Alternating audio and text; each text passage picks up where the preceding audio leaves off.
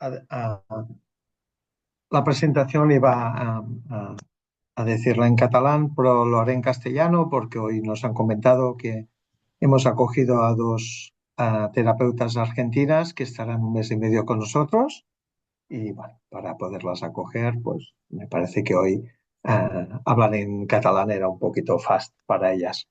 Am, los cambios sociales, tecnológicos y culturales han transformado la manera en que los jóvenes construyen su identidad. A diferencia de otras generaciones, las adolescencias actuales se caracterizan por una relación intensa con las pantallas y las redes sociales, espacios que funcionan como vehículo de expresión y a la vez de presión social.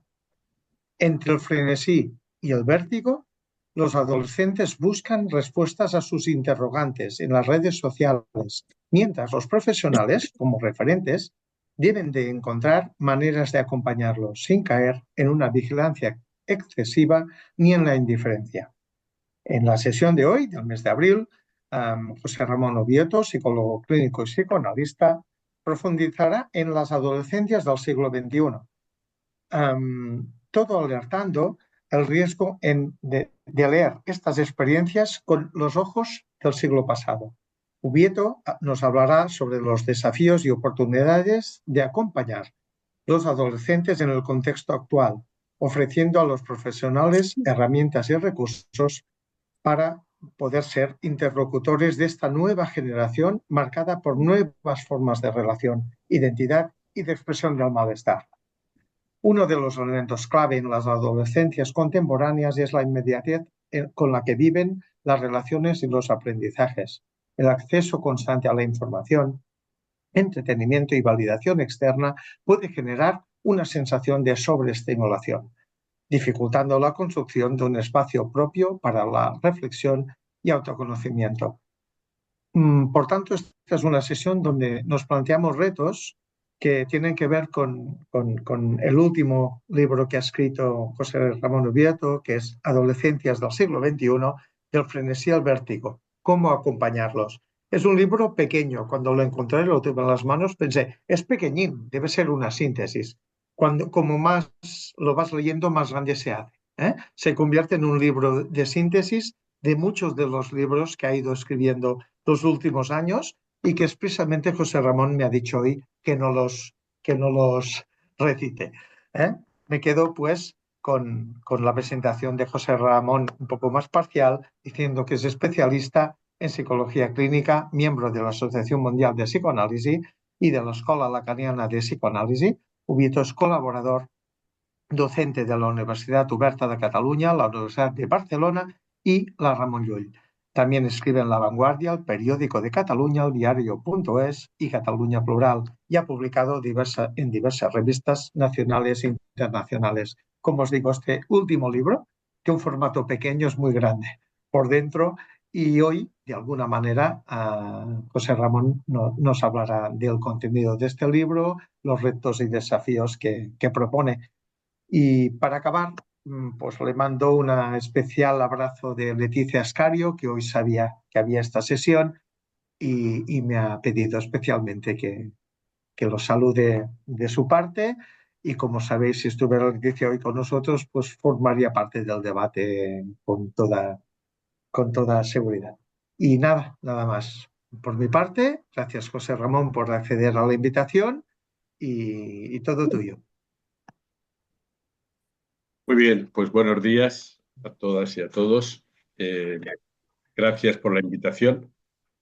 Veo algunas caras conocidas, así que bueno, será un placer también compartir estas reflexiones. Quería empezar por el final, haciendo como un spoiler de la charla para situar lo que me parece que se nos plantea hoy como un reto profesional, pero también como un reto ciudadano. Y yo lo defino como cómo hacemos hoy para preservar la singularidad, es decir, el modo propio específico de cada sujeto, de estar en el mundo, de gozar de los objetos, de las relaciones, de sufrir, en fin, la manera propia de cada uno, cómo preservar eso en un mundo virtual en el cual cada vez se tiende en ese sentido más a la homogeneización, ¿no? Al borramiento de lo que es la singularidad propia de cada uno, ¿no? Y además ese reto incluye también otro elemento, que es cómo les damos el tiempo suficiente a los niños y a los adolescentes para comprender sus vidas y para encontrar las salidas. La salida de la infancia primero, en el tránsito a la adolescencia, la salida de la adolescencia en el tránsito a la vida adulta, ¿no? Cómo le damos el tiempo en un momento también, en una época marcada por la aceleración. Hablaremos después un poquito de las consecuencias que tiene suprimir el tiempo y el intervalo, que es lo que constituye el tiempo, ¿no? Yo creo que ese reto nos plantea una apuesta que tenemos que hacer en diferentes ámbitos, ámbitos clínicos, ámbitos educativos, familiares, sociales, una apuesta por el pensamiento crítico, una apuesta por la invención, por la enunciación propia, por alejarse un poco del monitoreo que implica la lógica del algoritmo. El algoritmo siempre sabe lo que te conviene, entonces hay algo de anticipación del deseo que está implícito cuando estamos viendo una serie, automáticamente ya nos ofrecen las otras series que nos conviene ver o los otros capítulos que nos conviene ver. Es decir, no hay intervalo para que uno pueda pensar qué es lo que le conviene porque ya el algoritmo lo piensa por él, ¿no? Por eso quería empezar con un par de citas breves, una de la literatura, de la premio Nobel surcoreana Han Kang, que me pareció muy brillante cómo ella respondía a la pregunta en una entrevista de qué era para ella escribir. Y entonces su respuesta es así, dice, hacer preguntas. Eso es para mí escribir. No escribo respuestas. Simplemente me afano por redondear las preguntas. Trato de permanecer mucho tiempo dentro de ellas. Me parece que es una indicación clínica fabulosa, extraordinaria, de cómo trabajar con los adolescentes, ¿no? Esforzarse en redondear las preguntas, no en proponerles respuestas. Unos años antes, Jacques Lacan también había definido esta cuestión en una frase que dice: lo que me constituye como sujeto es mi pregunta. Es a partir de mi pregunta que me puedo yo constituir como sujeto, ¿no? Hoy es evidente, y no os voy a decir nada que no sepáis, que vivimos en un mundo de emergencias, de emergencias climáticas. Hemos tenido en nuestro país una muy dramática, no hace tanto, de emergencias políticas. Cada mañana tenemos una emergencia política y también de emergencias digitales, personificadas fundamentalmente, aunque no solo en la inteligencia artificial, que nos sorprende cada día también con una nueva propuesta, ¿no? ¿Por qué les llamamos emergencias? Porque al igual que ocurre en una emergencia, primero surge el fenómeno y después uno trata de hacer con eso, ¿no? Sea un atentado terrorista, sea una catástrofe natural, sea la muerte súbita de un ser querido, primero está el hecho y después uno tiene que empezar a hacerse preguntas para entender eso, ¿no? Emergencias climáticas quiere decir que vivimos en un mundo en el cual primero tenemos las respuestas, por ejemplo, un programa de inteligencia artificial que nos va a solucionar no sé qué. Todavía no nos hemos hecho ninguna pregunta para qué necesitamos eso, para qué nos va a servir eso, que ya tenemos la respuesta. Y luego a veces nos hacemos la pregunta y a veces simplemente ya la dejamos sin hacer, ¿no? Eso ocurre con los gadgets, ¿no? Siempre cuento esta anécdota de una zona de Sudáfrica en la cual nunca hubo cobertura, pero se vendían miles de móviles. Gente no los podía usar, pero tenían, digamos, el móvil, el gadget, que es una respuesta, sin la pregunta de para qué les servía eso.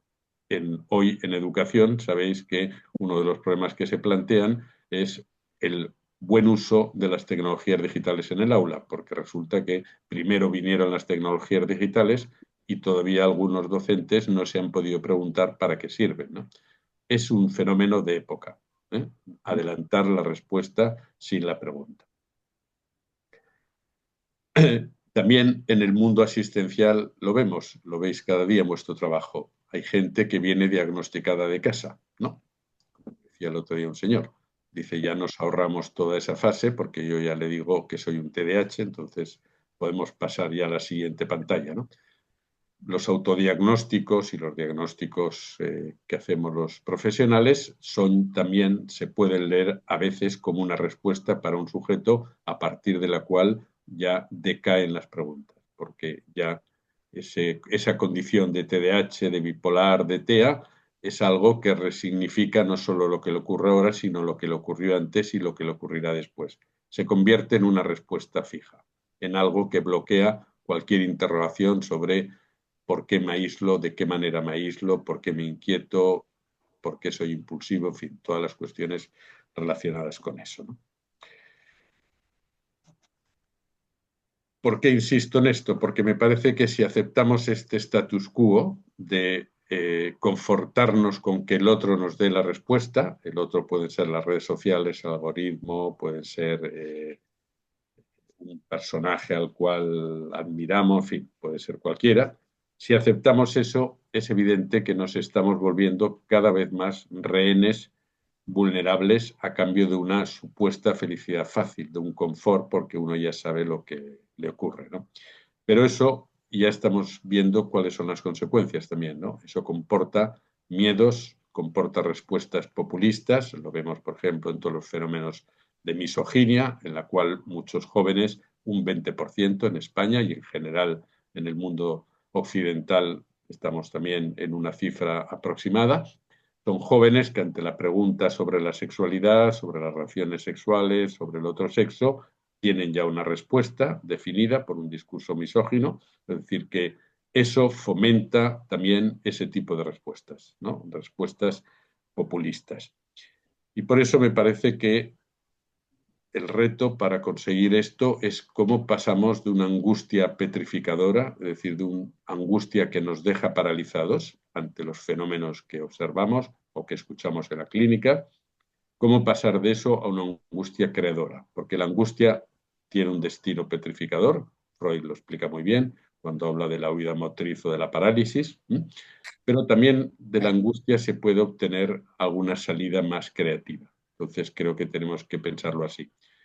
Seguro que luego en el debate aparece la serie esa, no sé si habéis visto, ¿no? Suena todo, es una serie, ¿no?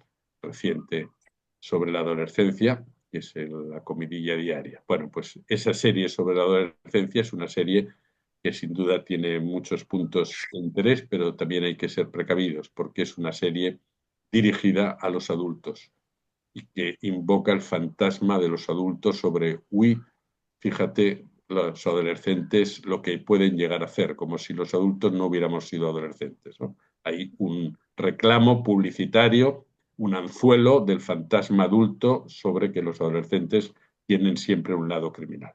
¿Mm? Y es verdad, los adolescentes tienen un lado de desborde pulsional. Todos hemos pasado por ahí, así que cada uno tendrá sus ejemplos particulares, ¿no? Hay algo en la adolescencia que se desborda, que transgrede, digamos, lo contenido, ¿no?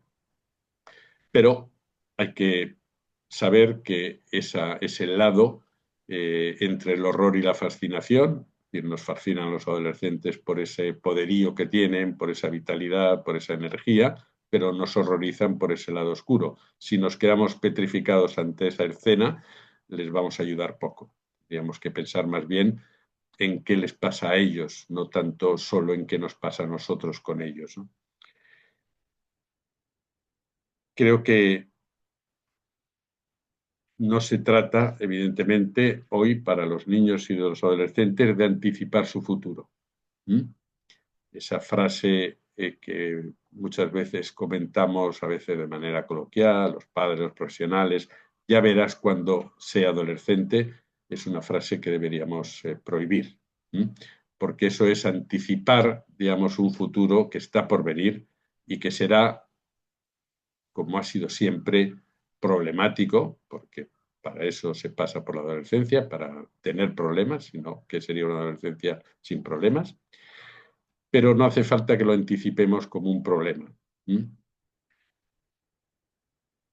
Más bien tendríamos que olvidarnos de ese efecto que lo digital cada vez más promueve, de anticipar lo que va a ocurrir, de predecir incluso nuestras acciones. Ese es el objetivo del algoritmo, predecir qué vamos a consumir mañana para de esa manera ofrecérnoslo.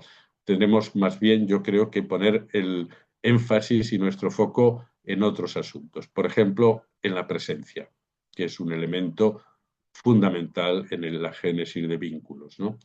Pero no una presencia física indiferente, porque no es suficiente la presencia, ¿no? Hace falta que esté acompañada de dos elementos muy importantes, como son, por un lado, la atención, que es otro de los elementos secuestrados por lo digital, la atención, y además la presencia con atención y con deseo. Creo que esa es para mí en estos momentos una clave. ¿Cómo conseguimos conjugar presencia, atención y deseo? La presencia sola es la burocracia. Es como cuando uno va a hacer una gestión y te dice el funcionario, yo estoy aquí porque tengo que estar aquí y ya está. Se acabó el problema, ¿no? Ahí no hay atención. La atención sola se puede convertir en una observación experimental. Tú estás muy atento a lo que hace la ratita en el laboratorio, pero ahí tu deseo por el futuro de la rata es irrelevante, ¿no? Y el deseo solo, si no va acompañado de la atención y la presencia, puede también ser estéril porque puede generar una idea a veces un poco fantasiosa sobre lo que uno puede hacer si eso no se reajusta también a la situación en la que tiene, ¿no? Así que tenemos que conseguir una fórmula en la cual esos elementos se conjuguen a la vez, ¿no? Que estemos presentes, pero que estemos atentos y que haya un deseo por aquello en lo cual estamos interviniendo. Bueno, era el final, lo digo por si alguien se quiere ir, esto es un poco la conclusión. Pero de todas maneras, como tenemos un rato más, voy a intentar argumentar un poco cómo se llega hasta ahí, o por lo menos cómo he llegado yo hasta ahí, ¿no? Quería comentar algunas claves para entender las vidas adolescentes, que a mí me sirven, ¿no? La primera es señalar un elemento que creo que es fundamental y es entender que estamos asistiendo, por eso hablaba antes de la aceleración, estamos asistiendo al borrado de la infancia, a la consideración de la infancia como un momento vital que habría que pasar lo más rápido posible. Hay muchos fenómenos que todos tenéis muy presentes, ¿no? Hay un historiador de las mentalidades, Philippe Ariès, que en su momento escribió un libro que seguramente conocéis, El niño y la familia en el antiguo régimen. Es un libro formidable en el cual él tiene algunas tesis que luego se discutieron, pero sin entrar ya en esos detalles. Hay una idea importante que es la idea de que en la infancia, como la mujer, como la familia, como la adolescencia, como cualquier otro fenómeno social, es hijo de su época y es un constructo que tiene una historicidad y un carácter cultural, no es una entidad natural, biológica, ¿no? Así que la idea que tenemos hoy de la infancia no es la idea que tenía Freud, ni es la idea que había en la Edad Media, donde Ariès señala esta idea de adultizar, es decir, de que los niños en realidad en la Edad Media no existían como momento propio, ¿no? Eran niños adultos en miniatura. Si veis los monumentos funerarios os llama la atención esas figuras de niños que tienen un cuerpo de adulto y una cabeza de niño. Bueno, era la representación que mostraba que los niños no eran como tal un elemento propio, sino que eran personas adultas, pero que todavía no habían crecido. Hoy tenemos, evidentemente, una idea de la infancia como un momento propio, ya desde hace un tiempo, pero ahora nos encontramos con que hay un empuje social importante a adultizar a los niños. Por ejemplo, si tenéis niños pequeños o estáis en contacto con familias que tengan niños pequeños, quizá hayáis escuchado que se hacen graduaciones a los 3 años. Hay ceremonias de graduación en las escuelas infantiles a los 3 años, a los 5 años y después ya en final de la ESO y el bachiller, ¿no? La graduación es un rito medieval que se establece en las universidades medievales para marcar el umbral en el cual uno dejaba de ser alguien en formación, una persona en formación, y pasaba a ser una persona adulta con todos los derechos y todas las obligaciones. Si vais a la Universidad de Salamanca, os enseñarán seguramente la puerta por la cual cruzaban los que habían ya, y era un umbral físico que marcaba ese cambio, esa mutación subjetiva, ¿no? Pero ya me explicaréis qué mutación subjetiva se produce en un niño, una niña de 3 años cuando pasan a 4, ¿no? O cuando terminan el periodo, digamos, infantil y pasan a la primaria. ¿Qué cambio radical en su vida se produce? Absolutamente ninguno.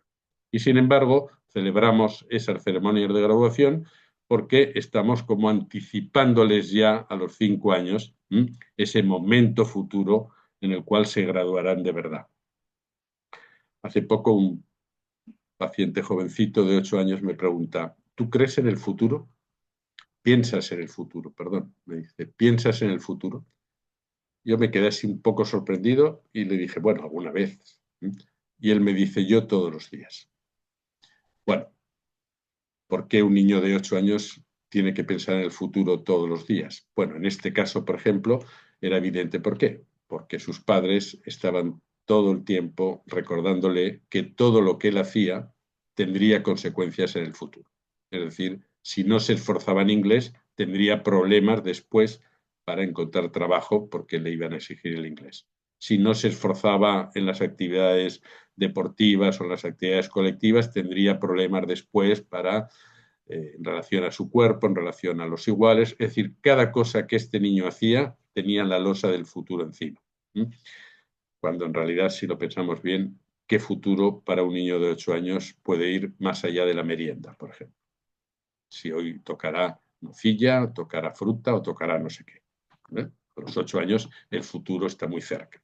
Pero estamos cada vez inyectándoles la idea, no la idea, sino porque no se trata tanto de pensar que los niños necesitan ideales, por supuesto que los necesitan y siempre fue así, y los adultos tenemos que proponerles ideales, ¿no? Te irá bien si estudias, te irá bien si tienes amigos respetables, en fin, todo eso. El problema no es ese, el problema no es que les señalemos los ideales que los pueden orientar, el problema es que queremos que funcionen como nosotros, no que tengan los ideales que tenemos nosotros, sino que funcionen ya como nosotros. Queremos optimizar su rendimiento.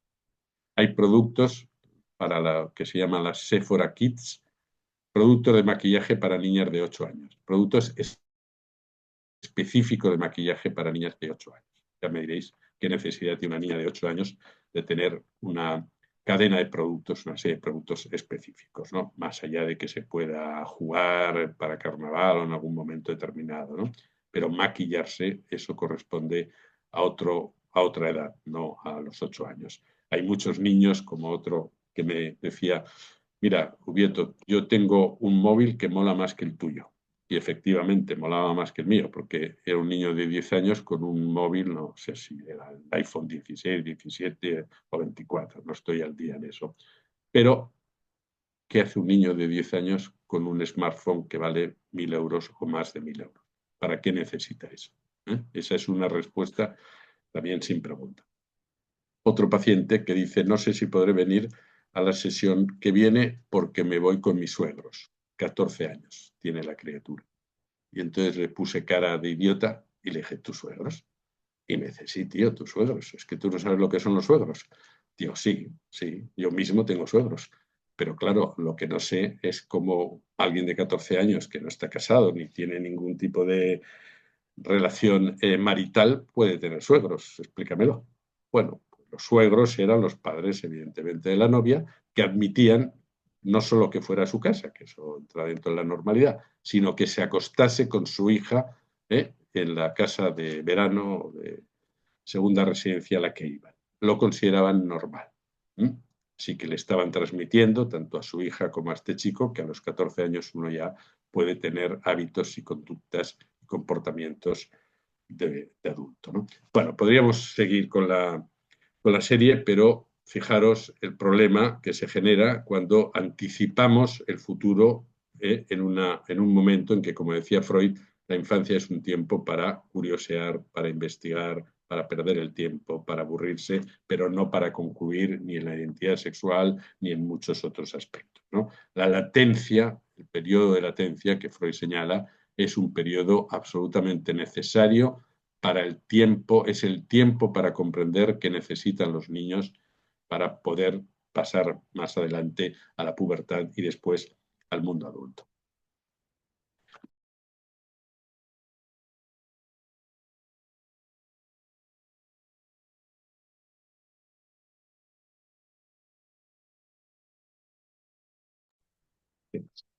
La cosa no acaba aquí. La cosa es que junto a esta adultización de los niños encontramos un fenómeno contrario, que es la infantilización de los adultos.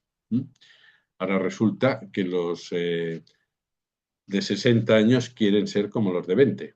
Y entonces adoptan los estilos de moda, las prácticas deportivas. Yo que voy mucho a la montaña, tengo que ir cada vez con más cuidado porque de repente me encuentro hace poco un señor bajando mountain bike por un sendero que es solo para paseantes, pero él bajaba a toda velocidad. Yo pensé que sería típico chico con las hormonas al 150%, y resultó que era un adulto de 60 años aproximadamente extreme, una personalidad extreme.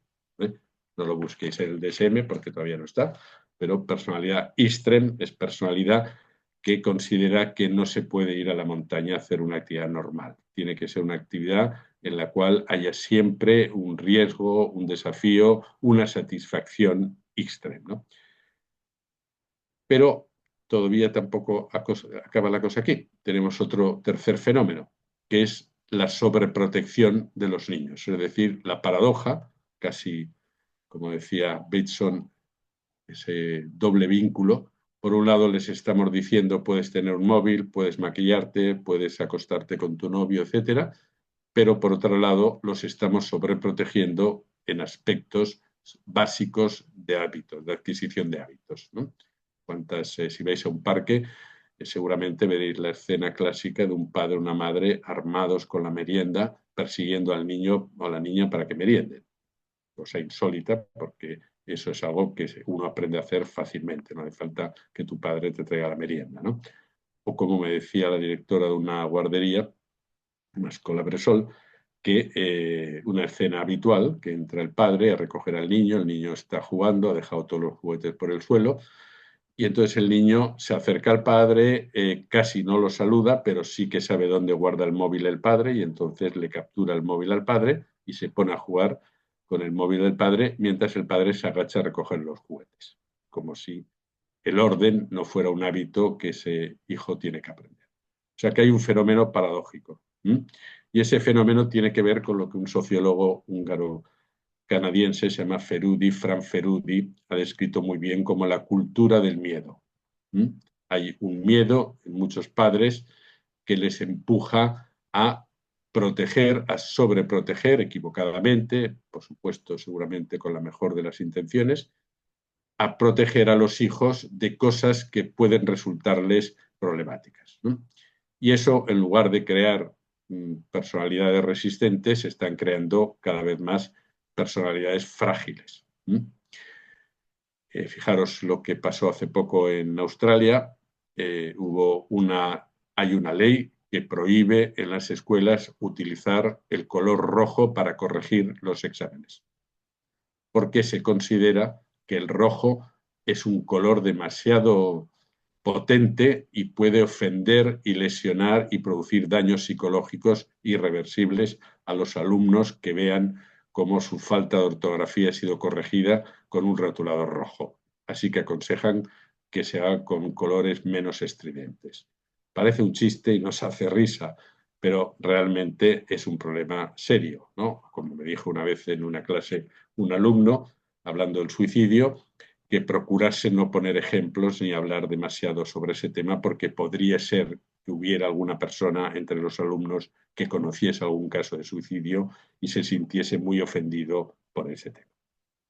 Esa sobreprotección, ya digo que coincide con la adultización, la podemos entender como formas actuales del desamparo. Tan desamparo es ser un padre negligente que no procura la alimentación, los cuidados, etcétera, a un hijo, como alguien que lo sobreprotege. Son formas actuales del desamparo y las tenemos, me parece, que entender así. Porque el desamparo es dejar a tus hijos sin recursos para abordar los problemas con los que se va a enfrentar. Sobreprotegerlos es dejarlos sin recursos, porque tú no estarás siempre ahí y además no te va a tocar a ti resolver todos los embrollos, ¿no? Bien, ese es un tema. El otro tema tiene que ver con lo que implica la adolescencia. Entramos ya en la adolescencia como despertar. Yo no sé cómo estáis de lenguas. Os voy a hacer un pequeño dictado, ¿no? El sábado conocí en una fiesta a un bro, un random, que me había estado stalkeando, y entonces me pidió abrir, pero yo next, porque luego te dejan en visto. Además, el tío iba de piquete, pero en realidad es un NPC y no me renta. ¿Sí? ¿Os habéis quedado con la cosa?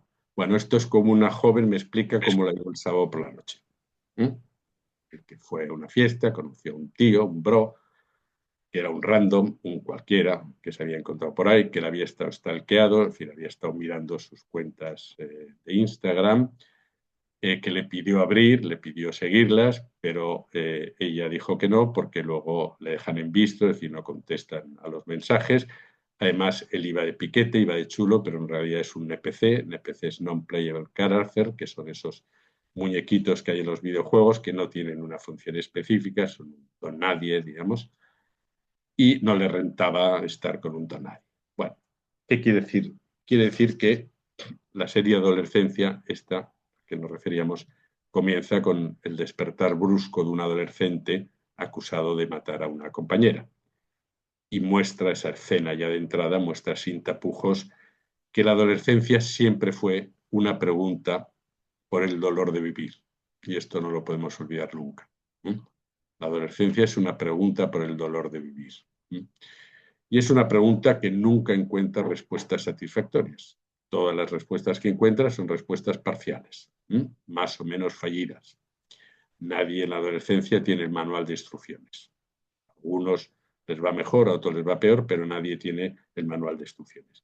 Y esas preguntas les confrontan a ellos y a ellas, pero sobre todo nos confrontan también a los adultos, a los clínicos, a los padres. Y somos muchas veces los adultos los que imaginamos, como decía antes, la catástrofe de la pubertad. Incluso, como vemos en la serie, algunos casi preferirían identificarse a su hijo en lugar de afrontar el horror de lo que un hijo puede en algún momento hacer, ¿no? Por eso creo que es importante que, para entender cómo se afronta el dolor de vivir, sepamos también cuáles son las condiciones que ellos tienen para afrontarlo, antes de hacer juicios sobre sus vidas, ¿no? Es muy típico los juicios sobre sus vidas. Si veis los medios de comunicación, la mayoría de opinión que tienen los medios de comunicación siempre suelen resaltar el sesgo mórbido, porque es lo que también atrae más la atención de los lectores, que es un adolescente apuñala a una compañera en un colegio. 4 adolescentes difunden imágenes desnudas de una compañera. Es decir, siempre son ese tipo de aspectos los que se relatan. Casi nunca aparece, por ejemplo, noticias de la página Wattpad, una página de creación literaria de jóvenes y adolescentes, tiene 95 millones de lectores cada día. Y una de sus principales autoras, Joana Marcús, mallorquina, es la escritora que más libros vende en España.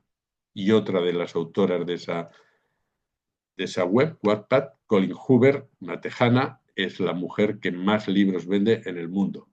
Esas noticias no suelen aparecer, porque más bien interesa ver ese otro lado. Por eso que como profesionales creo que tenemos que primero conocer las condiciones que tienen para afrontar sus preguntas y luego examinamos un poco la respuesta, ¿no?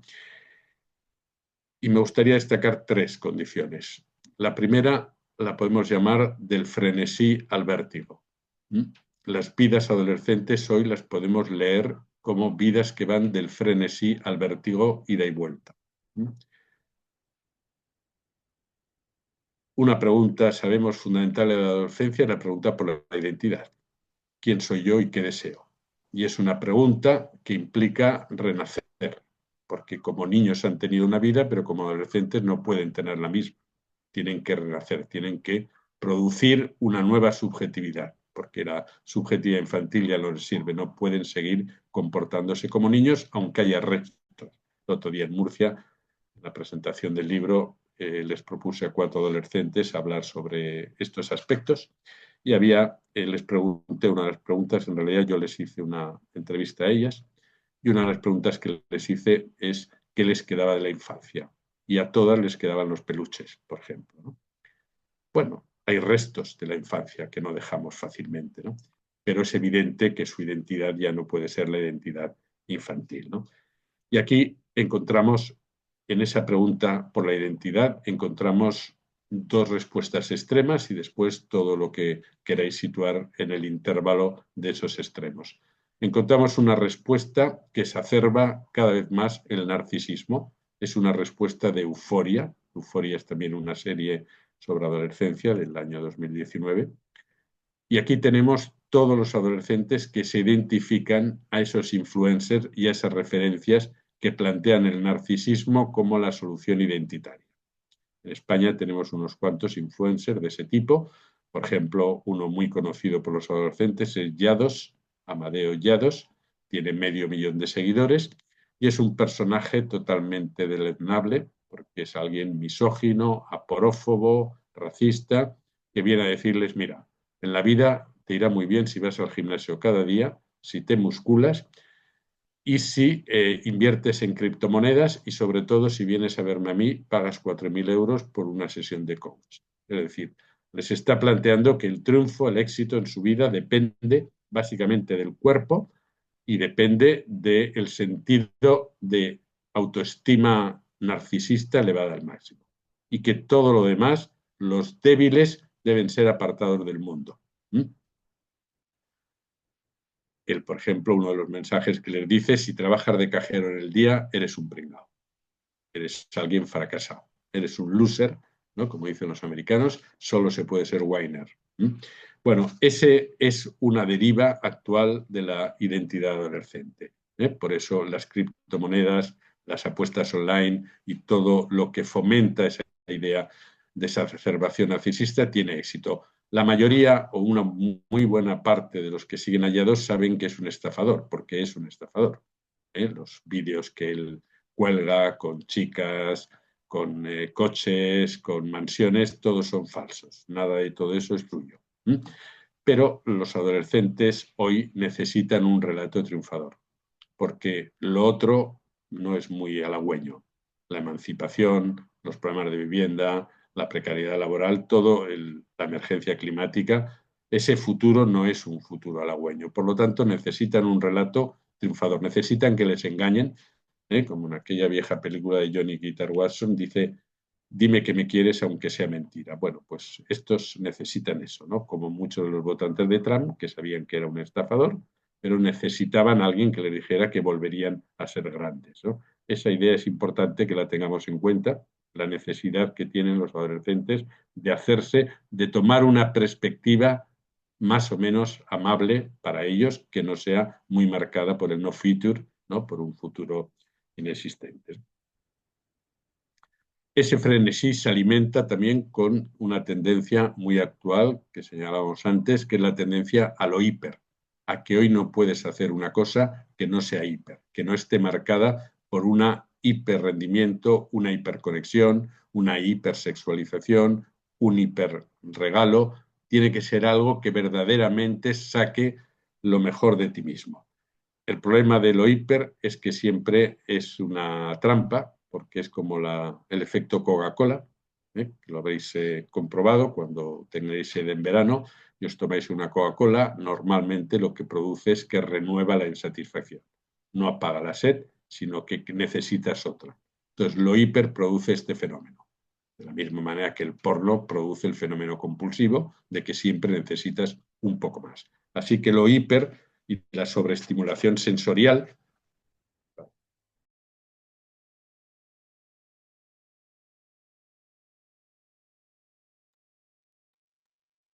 Ui, Has quedado muteado. t'has Sí, silenciat, crec. hemos reaccionado algunos. Sí, diria que estàs silenciat. Si et pots treure el... Sí, Está silenciado, sí, sí. Pues ara, adelante. ja està. Merci. ¿Ahora? Sí, Sí, bueno, perfecte. sí, sí, decía que lo hiper y la sobreestimulación sensorial a la que están expuestos constantemente produce este efecto de euforia. Pero como sabéis, porque todos sois expertos en termodinámica, todo lo que sube baja. Así que si encontramos el fenómeno del frenesí, tenemos que estar preparados para encontrar el fenómeno del vértigo. El vértigo es todo aquello, todas aquellas expectativas que tú te habías creado que finalmente no van a realizarse y van a ser muchas. Con lo cual, junto a esa euforia, encontramos también el temor, las ideaciones suicidas, las autolesiones, el sentimiento precario de la vida, toda una serie de fenómenos que constatamos en adolescentes y jóvenes que tienen que ver precisamente con eso, con la idea de que algo de esas expectativas no se va a cumplir. Tenemos por eso aumento de cuadros como el TEA, de aumento de ideaciones suicidas, o el temor, el máximo pánico de los adolescentes, que es ser un friki. El FOMO, el Fear of Missing Out, que es ese pánico a pasar desapercibidos, a no estar en el lugar y en el momento adecuado, ¿no? Como explicaba un paciente, dice, estábamos en una rave en la Barceloneta y de repente un tío dice, coño, pues si la cosa está en Esplugas, en un parque, y lo miramos todos en Insta y nos fuimos todos al parque de allá.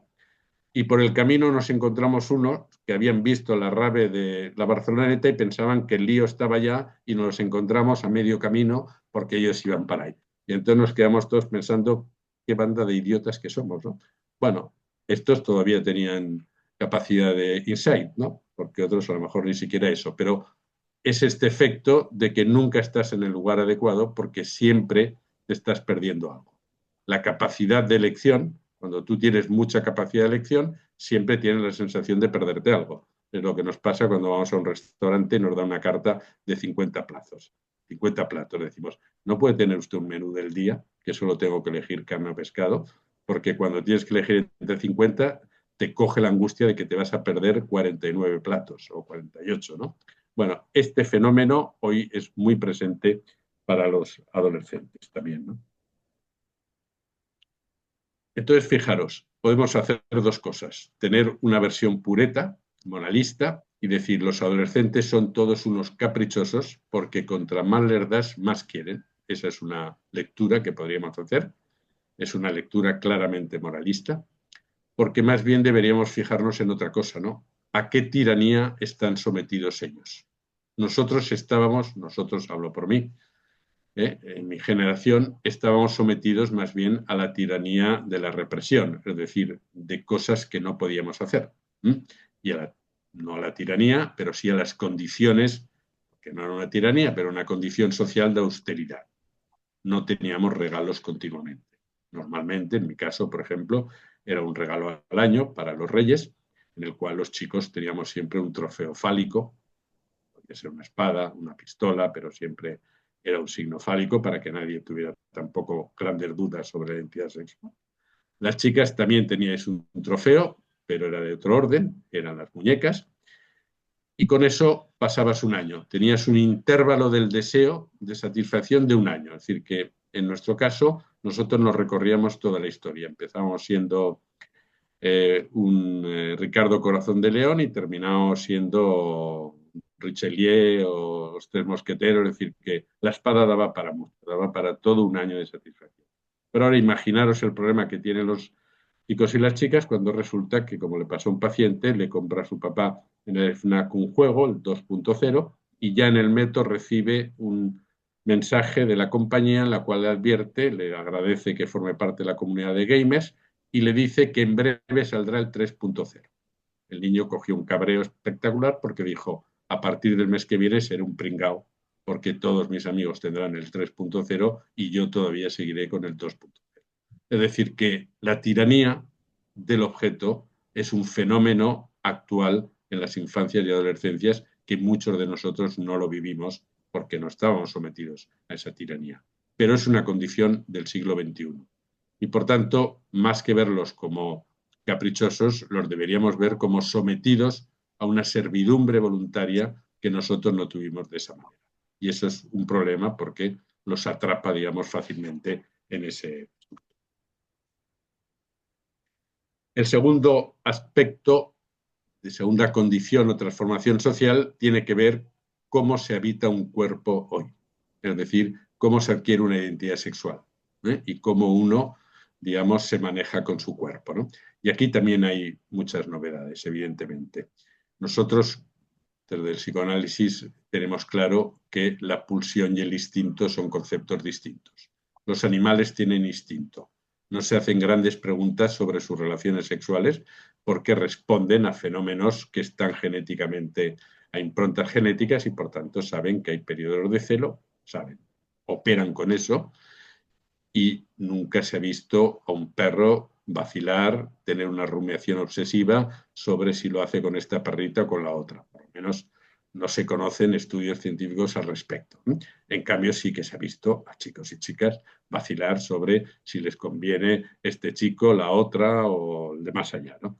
Quiere decir que la pulsión tiene otro orden de funcionamiento, no tiene un objeto predeterminado y, por tanto, como decía Freud, un adolescente es alguien que está en el medio de un túnel y un túnel es un lugar siempre oscuro, es decir, que no lo ve claro y tiene que afrontar dos salidas al mismo tiempo. Por un lado, tiene que afrontar su condición de ciudadano, es decir, tiene que responder al otro social, tiene que responder a los padres que le piden que estudie, a la sociedad que le piden que se comporte, tiene que hacer una respuesta, encontrar una salida para atravesar eso, pero también, Freud lo destaca, tiene otra exigencia que es mucho más penosa y dolorosa que esa, que es que tiene que adquirir, cohabitar su cuerpo, encontrar una fórmula de identidad sexual. Y aquí tiene muchas menos instrucciones que para la primera. Para la primera hay muchas instrucciones. Hay normas, hay hábitos, hay costumbres, hay tradiciones, pero en cambio para adquirir una identidad sexual uno no tiene no hay tantos manuales de instrucciones. Y aquí es donde aparece el problema del porno, que me parece que es un asunto que nos toca muy de cerca, porque el porno es la falacia que tiene hoy lo digital para resolver el enigma de la sexualidad. El porno es la idea de que, mira, no te preocupes porque eso de la sexualidad te lo vamos a mostrar gráficamente. Así como hay los tutoriales de YouTube para arreglar un grifo, pues hay los tutoriales, el porno son tutoriales sexuales, son modos de mostrarle. En todos los estudios que hay sobre el uso del porno por parte de los adolescentes se destaca que la voluntad de los varones que ven porno, adolescentes, es para aprender cómo tienen que funcionar, digamos, en la escena sexual. Y las chicas lo ven básicamente para saber qué se espera de ellas y cómo entonces tienen que responder a esas expectativas. Es decir, que es un manual de instrucciones, el porno. Y hay que entenderlo como un intento de borrar eso que para Freud era un continente negro, la sexualidad, porque era algo para lo cual no encontraba, digamos, una respuesta clara, pues eso hoy los jóvenes tienen una posibilidad, que es aficionarse al porno, cosa que hacen muchos de ellos para encontrar, pero también sabemos cuál es el efecto de retorno sintomático que tiene ya el porno. Por un lado, como decía antes, la compulsión, porque siempre hace falta más, y por otro lado, la tristeza. El porno produce también en los adolescentes un efecto de tristeza porque los confronta al vacío de una relación en la cual el otro no está presente. Y eso acaba teniendo consecuencias para ellos, ¿no? Por supuesto que vacilar respecto a la identidad sexual, es decir, lo trans entendido no solo como la transexualidad, que ese es un fenómeno particular, sino lo trans entendido como el tránsito, es un fenómeno muy actual que no tiene nada de patológico. Ayer mismo vino a verme un muchacho de 22 años que tenía un problema sentimental con su novia y él me explicó que además del problema sentimental con la novia, había descubierto en un Erasmus recientemente que él también tenía intereses por los chicos y que él lo definía como una bisexualidad en la cual no sabía bien qué es lo que iba a prevalecer en el futuro, aunque en su caso era evidente que era la heterosexualidad, pero para él la pregunta estaba ahí, ¿no? Otra chica que viene a consultar con la pregunta de quiero saber si soy lesbiana. Es decir, que la vacilación en la identidad sexual hoy no es patológico. Es un fenómeno propio de una época en la cual, afortunadamente, lo binario ya no es el único argumento para entender los cuerpos sexuales. Es decir, uno no es heterosexual o decir, a uno no le gustan las chicas y los chicos en función de su anatomía. La anatomía no es el destino, sino que ahí la identidad es algo que se puede configurar a partir de las opciones que existen y, por tanto, encontramos cada vez más fenómenos de este tipo en los jóvenes, ¿no? Y finalmente, la tercera gran transformación social que condiciona las respuestas y las vidas adolescentes es, como podéis imaginar, lo virtual. Lo virtual es una nueva realidad que ha irrumpido de una manera muy importante. Y digo realidad porque no hay que confundir lo virtual con los objetos. Los objetos son una parte de la realidad, pero lo virtual no son los móviles, no son los gadgets, no es la inteligencia artificial. Es todo eso, pero sobre todo es el mundo en el que habitamos. Una realidad es un lugar donde hay un otro, es decir, donde encuentras interlocutores, donde puedes dirigir preguntas y puedes encontrar respuestas a esas preguntas. En el año 2007, cuando Steve Jobs presentó el iPhone, todavía existían dos vías paralelas. Había la A2, la autovía en la que íbamos todos, era la carretera principal, y paralelamente había la AP2, para los que no seáis de la zona, es una autopista y una autovía que corren paralelas. Esa era la imagen que teníamos. Había una carretera principal, la analógica, en la que todos habitamos y de vez en cuando colgábamos un post en Facebook, enviábamos un correo, en fin, hacíamos alguna cosa en la carretera de al lado. Eso ya pasó a la historia. Ahora ya no podemos pensar lo digital en esos términos. Nos hace falta otra figura topológica que no son las paralelas, sino la banda de Moebius. La banda de Moebius, no sé si la conocéis, es el 8 invertido. Si cogéis una tira de papel y la dobláis, os quedará un 8 invertido. ¿Qué características tiene esa figura topológica? Bueno, que si hacéis con el dedito, vais recorriendo la superficie exterior con el dedito, de repente estaréis en la interior, sin haber tenido que hacer ningún salto. Es decir, la realidad en la que hoy vivimos todos es una realidad híbrida en la cual pasamos de lo virtual a lo digital de una manera muy sencilla. Tan sencilla como freír croquetas con una mano y hablar con tu mami por el móvil con la otra, por ejemplo. O tan híbrida como casarte con un holograma, cosa que hizo una artista catalana hace unos meses. Se casó con un holograma. Y podéis pensar, qué tía tan friki, ¿no?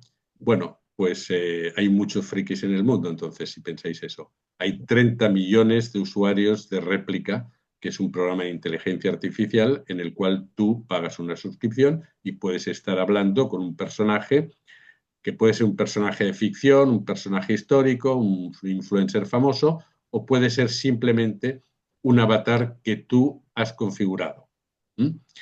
Hace poco escribí un artículo en el que comentaba una historia que leí en el New York Times, muy interesante, de una señora, Aileen, que vive en los Estados Unidos y por razones laborales tuvo que estar unos meses separada de su marido. Entonces alguien le dijo, oye, pero búscate un avatar, un partner virtual mientras vuelves con tu marido.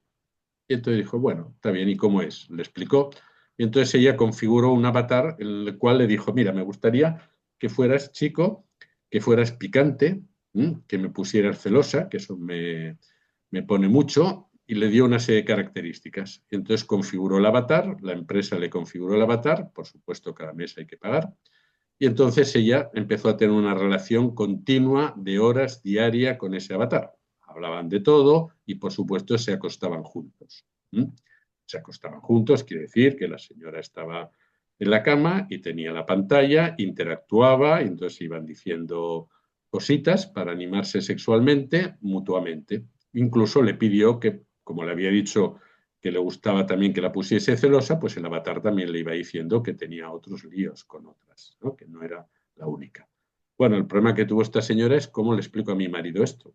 Entonces se lo explicó al marido, el marido se me daba de risa pensando, hay que ver cómo te diviertes, qué broma es esto. Y ella pensaba, no está entendiendo lo que le quiero decir. Lo que le quiero decir es que yo tengo un investimento libidinal con este avatar que no puedo vivir sin el avatar. De hecho, tuvo un episodio depresivo cuando la empresa cerró por motivos X y se quedó sin el partener. Eso les está pasando y hay casos de adolescentes, pocos de momento, pero casos de suicidio de adolescentes que han perdido la relación con el avatar por problemas. ¿Qué quiere decir? Que la presencia hoy tiene muchas formas.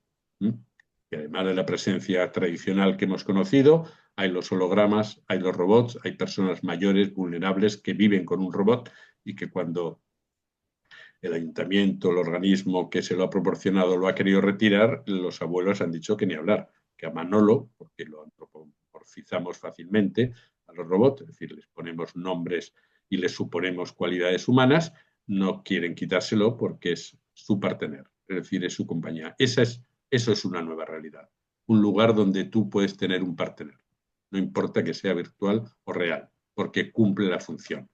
Lo virtual tiene impacto real y esa es una idea que la tenemos que tener muy clara. Lo virtual no es de otro orden que lo real, tiene impacto real. Un insulto, un ciberacoso tiene un impacto real en las personas que lo sufren, un acoso sexual, una difusión de imágenes no permitidas a terceros, todo eso tiene impactos en los cuerpos de las personas, aunque todo eso pase en una esfera virtual. Eso creo que es importante.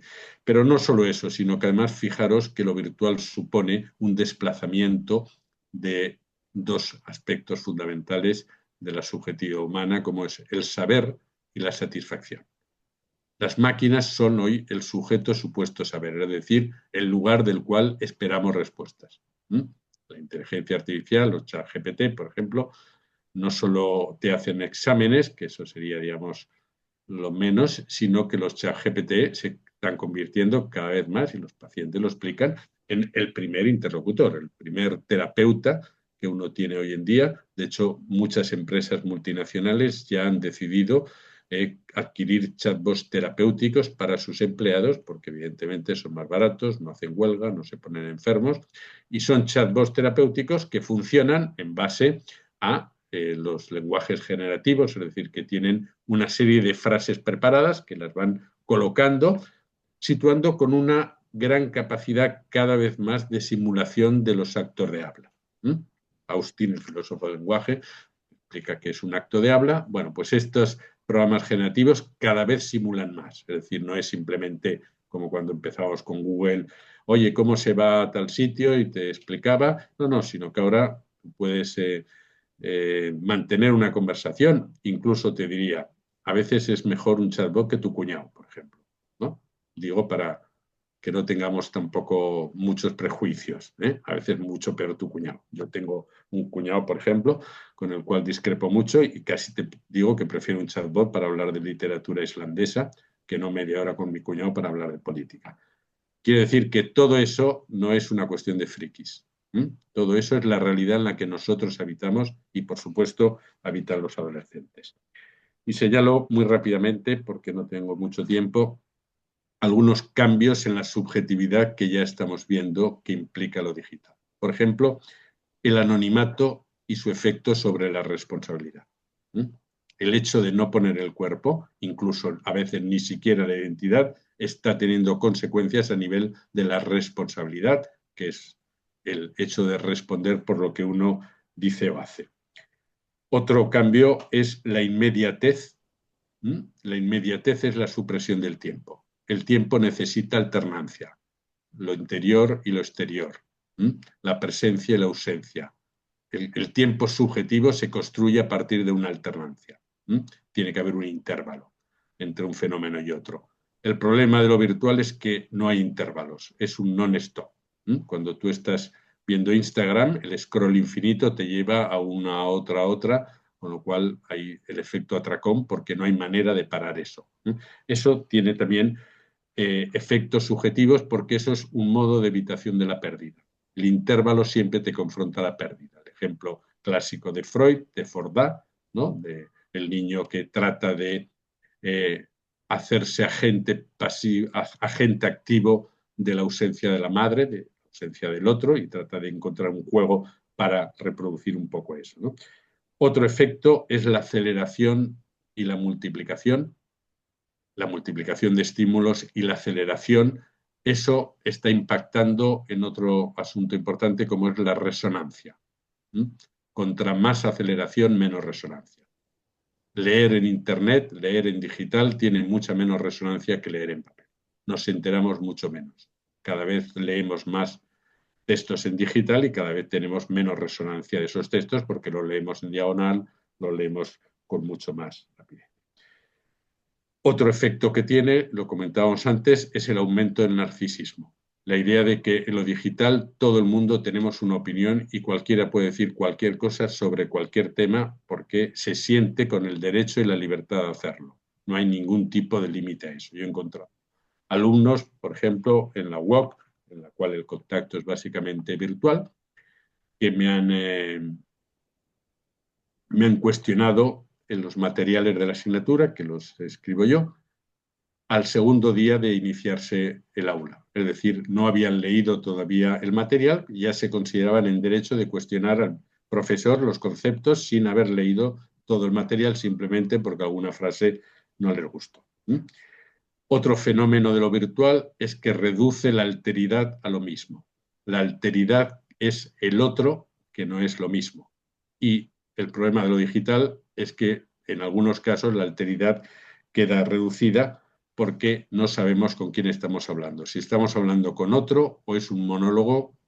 Recuerdo el caso de una señora que viene a verme porque ha tenido un desengaño amoroso y se encuentra muy deprimida y está llorando, en fin.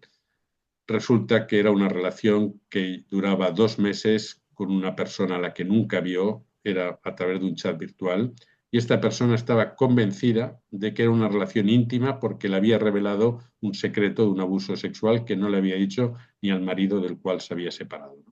Esta pseudo-intimidad, esta idea de que revelar un secreto a alguien con el cual no estás es una intimidad, es una pseudo-intimidad, pero produce ese efecto de alteridad que es falso, porque ¿con quién hablaba esta señora?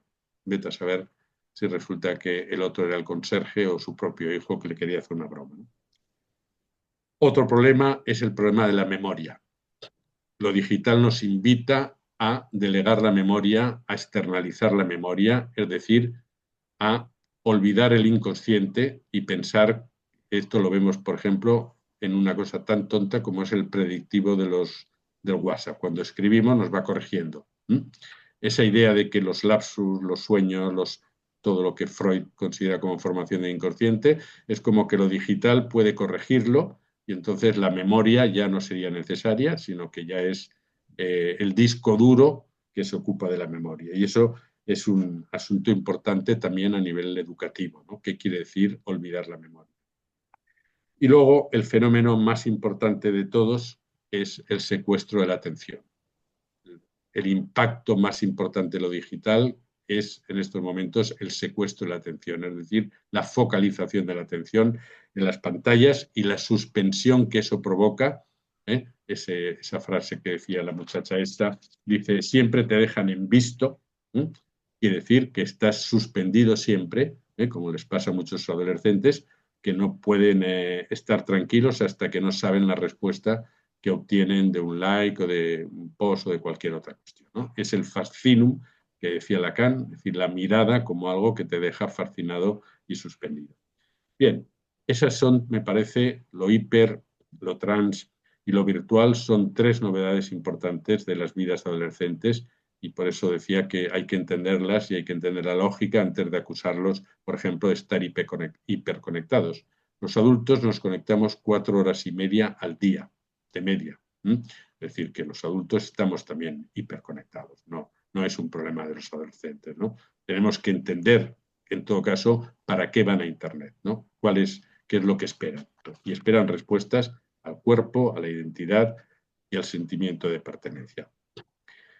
Bueno, me quedaba una última parte, pero como no hay tiempo y como además podéis comprar el libro y como además tenemos ahora un ratito para discutir, que eran las estrategias de acompañamiento, las recetas, pero claro, todo por el mismo precio era difícil. O sea que, en todo caso, si te parece, Albert, podemos hablar un ratito ahora de las cosas que queréis y puedo introducir algún spoiler de las estrategias. Sí, me parece muy bien. Además que esto, ¿no? Generar, ¿no? El deseo, ¿no? De seguir esta sesión leyendo el libro me parece muy, muy chulo.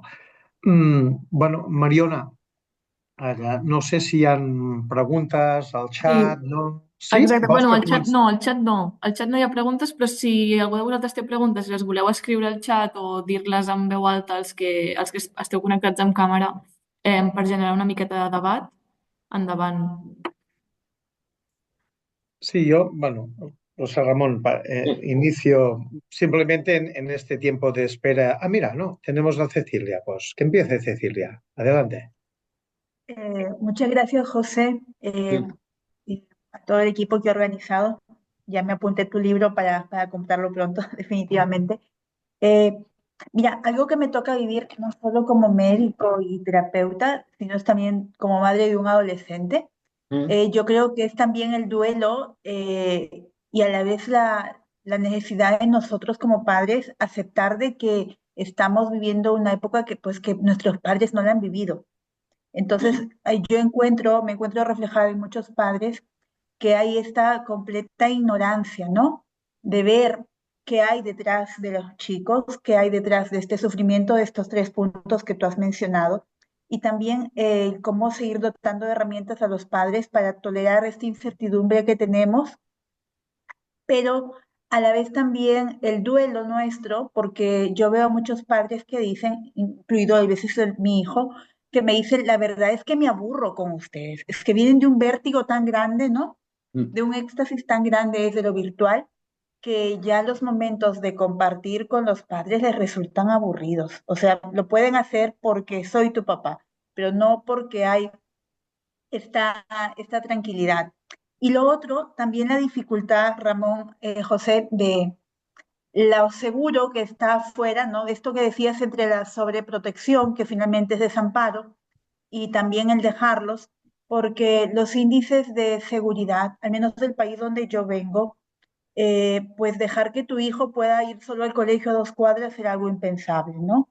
Y acá cuando yo vengo a Barcelona, eso felizmente se puede hacer, pero sé que no es, ahora ya no sé qué es en todos los lugares, sé que hay zonas más difíciles, entonces, pues es el contraste, ¿no? Entre lo macro, lo que está afuera y lo que está dentro.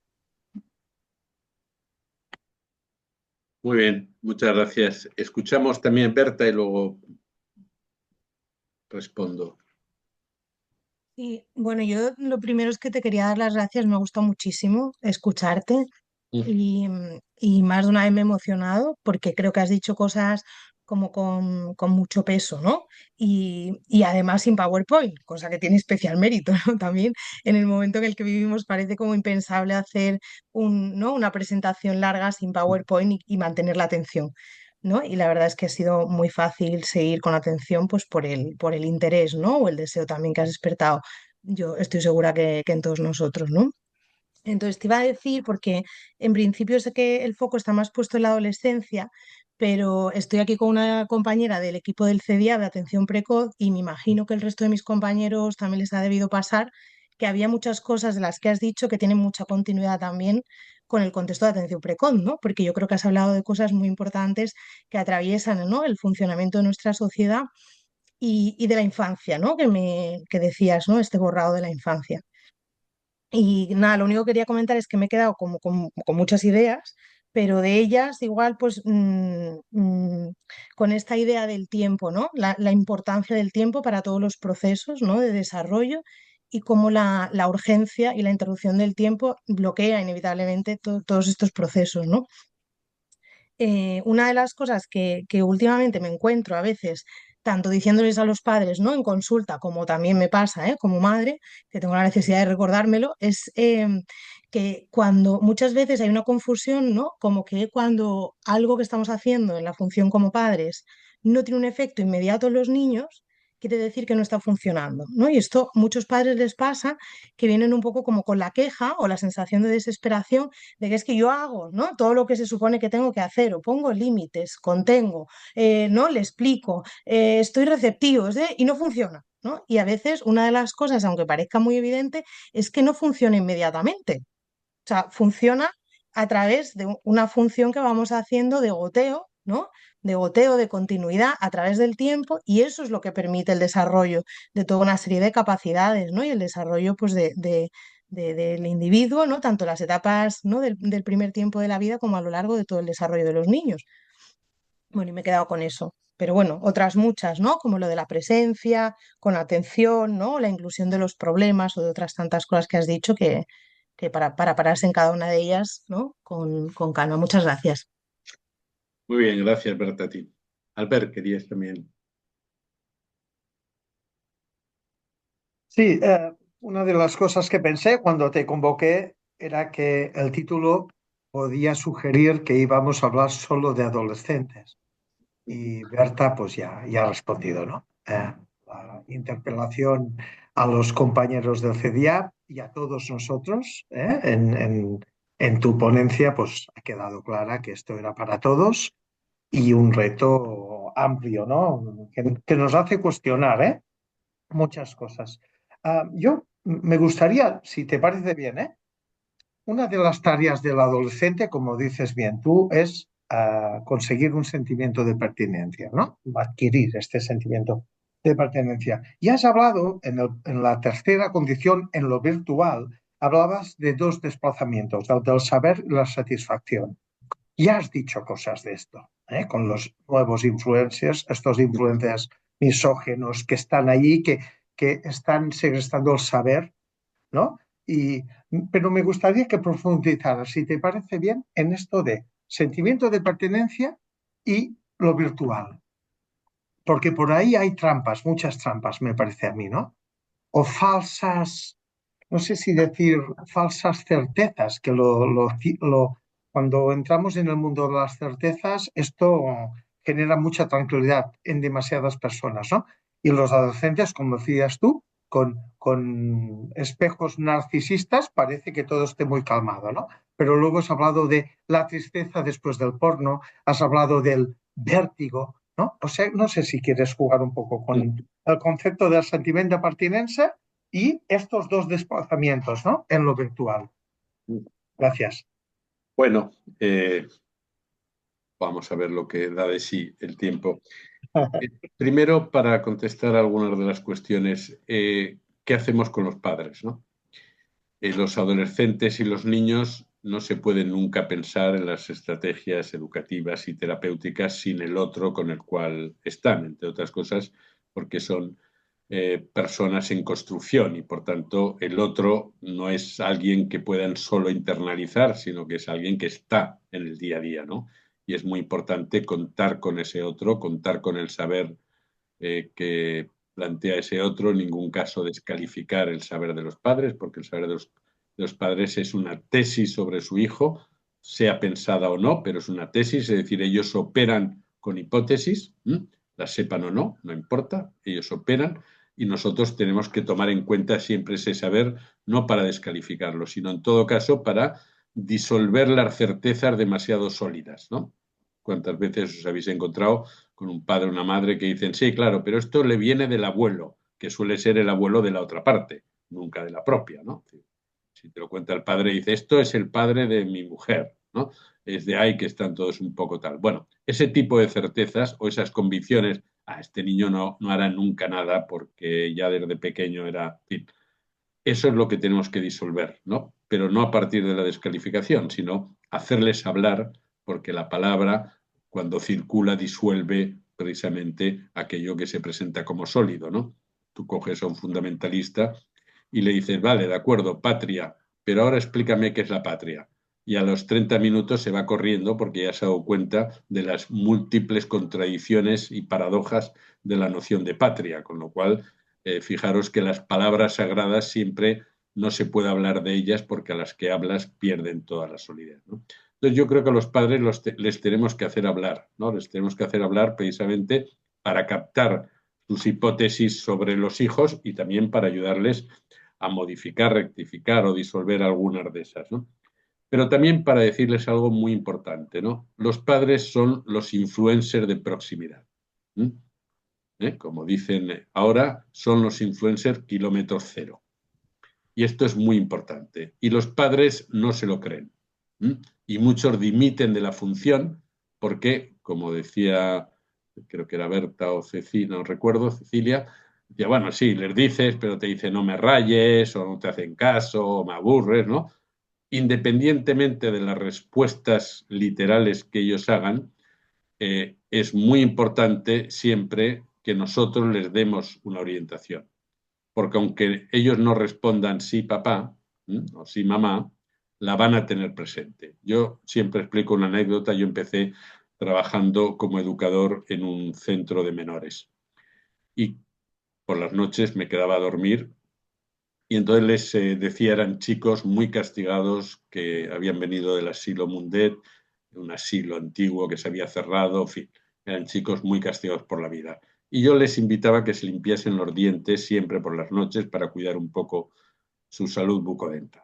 Por supuesto, os podéis imaginar que me decían de todo menos guapo, ¿no? Pero yo insistía. Y al cabo de unos años me encuentro por la calle un chico que iba con un carrito de bebé, que se acerca sonriendo y me saluda. Yo no recordaba porque había visto a muchos chicos, pero cuando empezó a hablar me acordé un poquito de él, ¿no? Y entonces me dice, hombre, qué alegría verlo y tal. Le llamábamos el Dientes a usted. Yo no tenía ni idea. Dije, ¿el Dientes? ¿Por qué? Dice, porque siempre estaba con los dientes. Dije, ah, vale, vale. Pero entonces vino lo bueno. Me dice, pero yo ahora entiendo por qué usted lo decía. Porque yo ahora tengo que ocuparme de la salud de mi hijo. Y ahora sé lo importante que es ocuparte del otro. En aquel momento usted me parecía un pesado y no sé qué, ¿no? Quiero decir que es verdad, como decir, la educación no es una inversión a corto plazo, es una inversión a medio o a largo. Pero ¿cuántos adultos pacientes se quejan de que los padres no les dijeron lo que les tenían que decir en un momento determinado, ¿no? Creo que es importante que en el trabajo con padres les recordemos que ellos son influencers más importantes. ¿Por qué? Porque ellos ponen el cuerpo, cosa que no hacen los influencers virtuales, y porque además ellos tienen un deseo particular por su hijo. Los influencers no tienen ningún deseo particular por sus seguidores.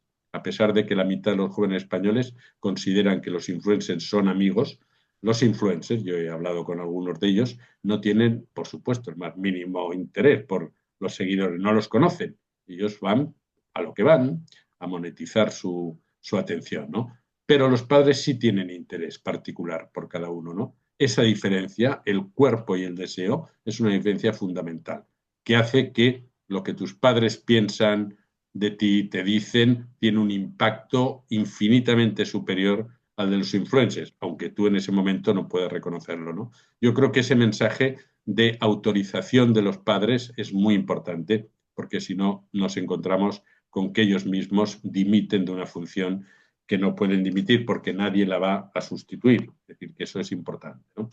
Que los niños se aburran un poco tampoco va mal. Y luego otro mensaje para los padres, este es un poco menos agradable, pero también lo pueden llegar a aceptar si lo decimos con humor. Los padres están sobrevalorados claramente, como las escuelas están sobrevaloradas, ¿no? A veces hay padres que dicen, hemos discutido 20 veces por elegir la escuela. Yo siempre digo, tranquilícese. La escuela, como mucho, es el 20% del aprendizaje de su hijo. El 80% se lo va a poner usted. O sea que entre usted y su hijo. Es decir, que no pierda tanto tiempo en elegirla, ¿no? Los padres están sobrevalorados en el sentido de que al final los padres son herramientas. Tú usas algunas cosas de los padres, ¿no? Te identificas a un rasgo, te identificas a una habilidad, a lo mejor el resto no, pero quiere decir sobrevalorados en el sentido de que ellos no tienen que resolverlo todo. Ayer atendía al padre, típico personaje, progre, feminista, de izquierdas, concienciado, responsable de la paternidad, bueno, todos los ítems que queráis, con un hijo que empieza a tener ideas de Vox.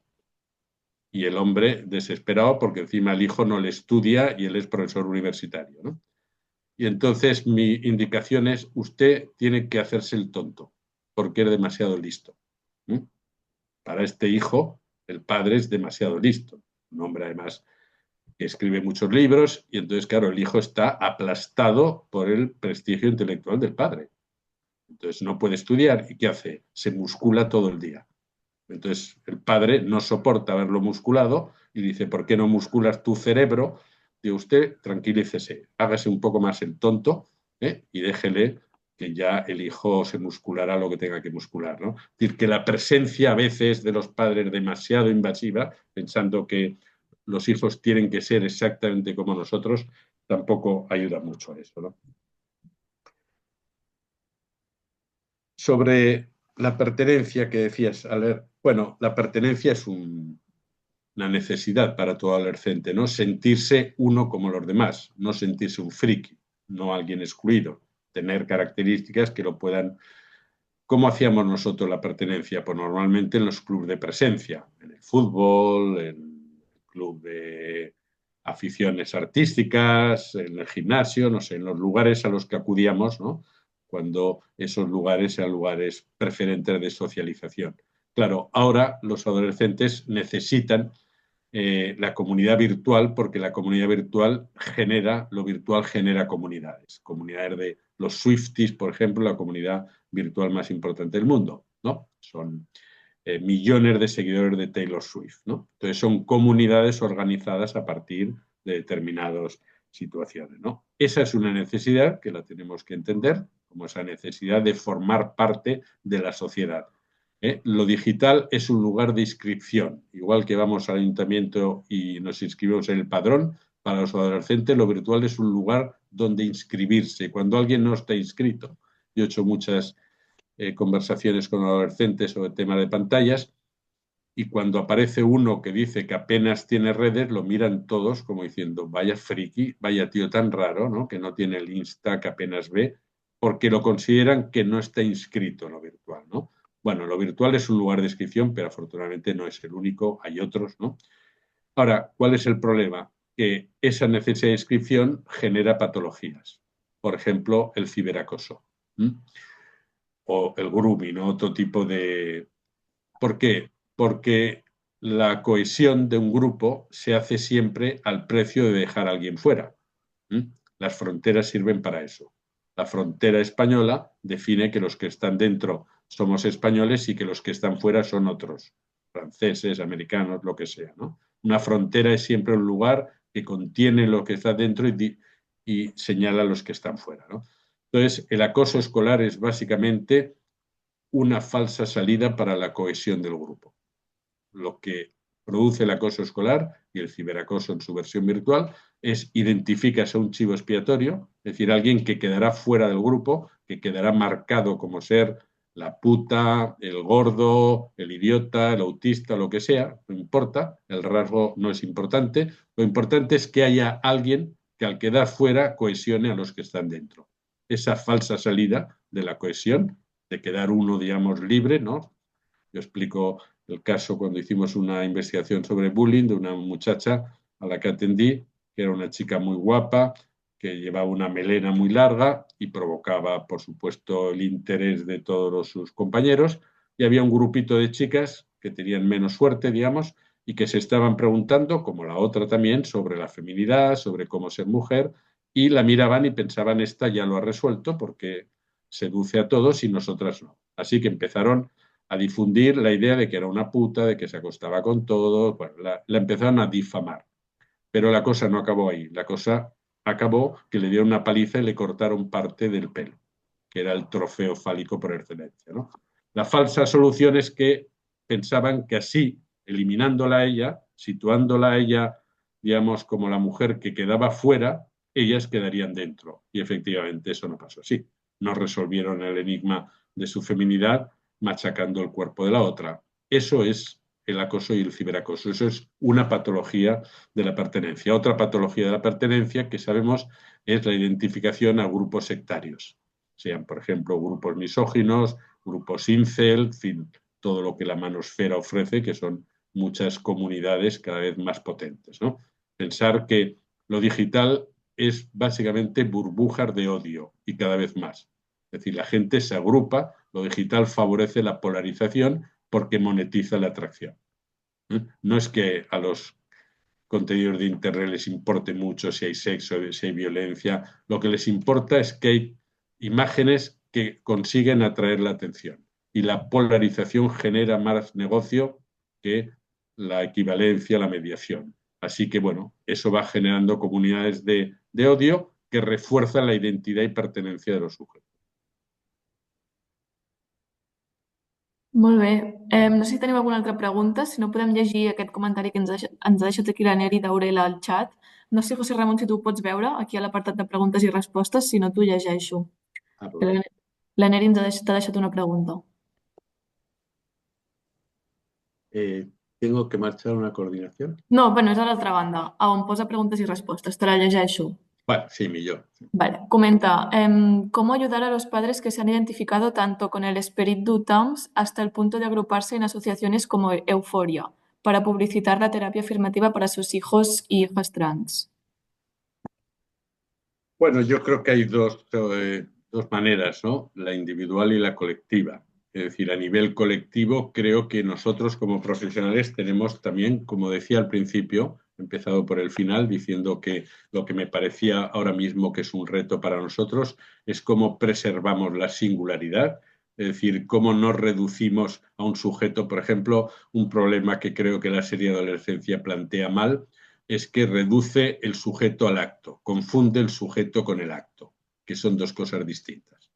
Un acto nunca define a un sujeto y menos a un sujeto adolescente. Un sujeto adolescente puede hacer una violación, puede hacer un crimen, puede hacer muchas cosas, pero ese acto, que es una falsa respuesta, una falsa salida a sus embrollos mentales, no lo define de una vez para siempre, ni mucho menos, ¿no? Hay que mantener, hay que condenar el acto sin ningún tipo de paliativos, por supuesto, condenarlo totalmente, pero hay que preservar al sujeto. Preservar al sujeto quiere decir darle una oportunidad a ese sujeto para que se haga cargo y responda. Y la serie está muy bien porque, fijaros, que el propio chico le dice al padre, no, esto de jugar a camelar y a engañar no nos va a servir para nada, porque si no asumo yo la responsabilidad del acto, no voy a poder separarme de mi propia violencia, ¿no? Que es una buena idea que plantea el niño al padre, ¿no? Es decir, no hay que esquivar eso, hay que afrontarlo, ¿no?